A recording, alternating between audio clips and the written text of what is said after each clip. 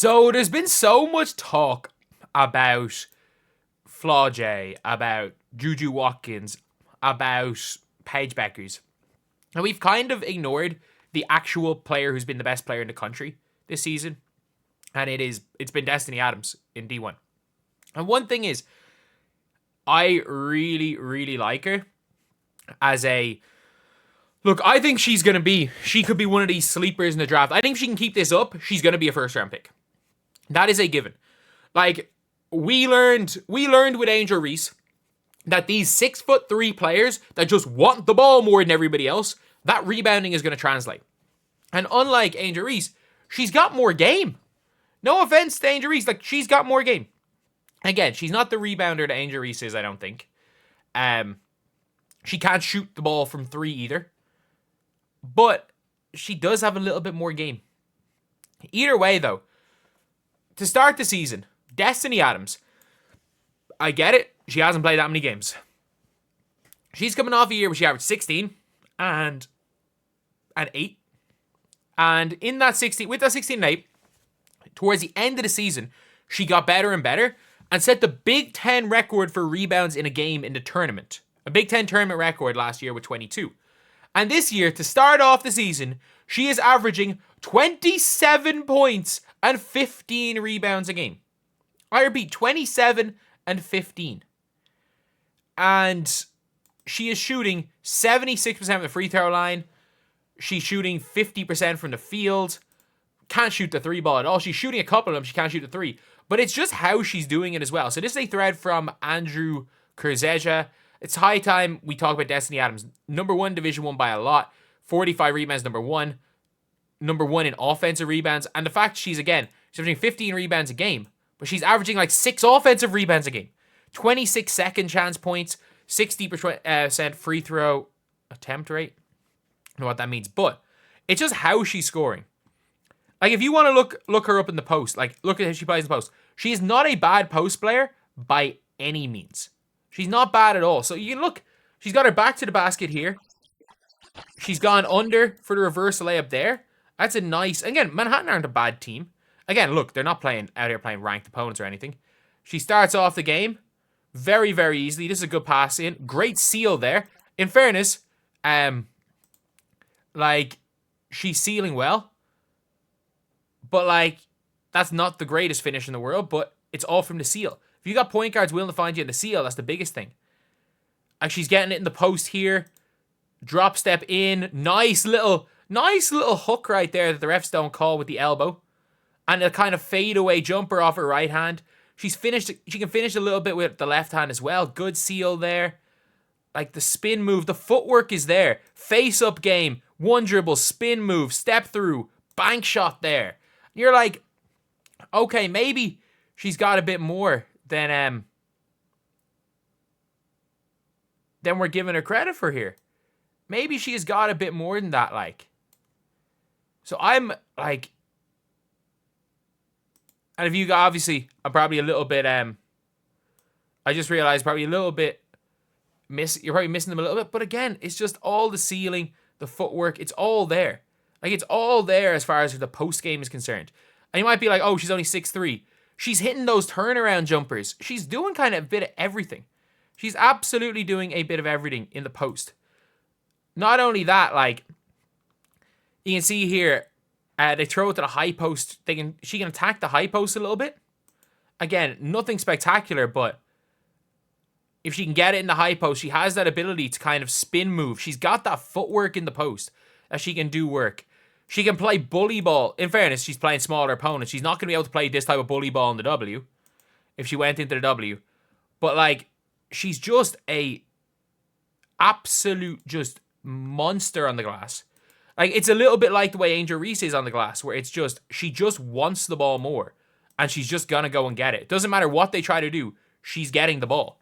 And, yes, obviously, these are the type of catch their own boards, the Moses Malone, that, yeah, it does translate. We've seen the success of players that are able to do that.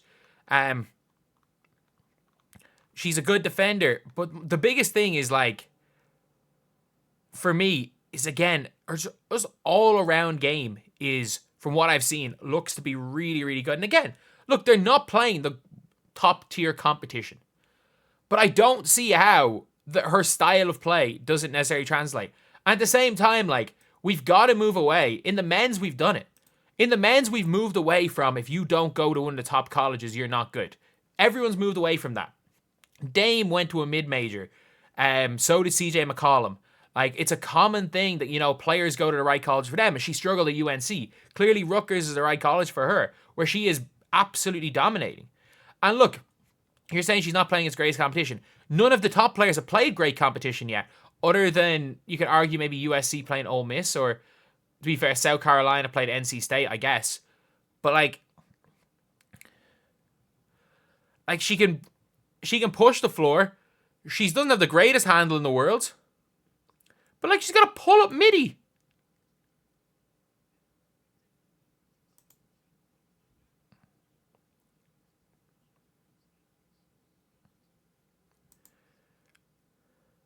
Like, she's got that ability to play defense. She can push the floor right now. Pass the ball. Like, it's... You're watching her play, and it's just... It's the motor thing. It's the motor thing. Like, we've seen it with Angel Reese. The reason Angel Reese is so good is because of her motor. And Destiny Adams has a motor comparable with better hands. Like, she can't really shoot the ball, but, like, her hands are good. Like, they're the type of shots that you'll never see. And again, look, Angel Reese is a better rebounder. Like, I'm gonna give credit where credit's due to Angel Reese, but, like, she is better at that one aspect. But you're looking at a player, again, who is that type of rebounder that can go and do this.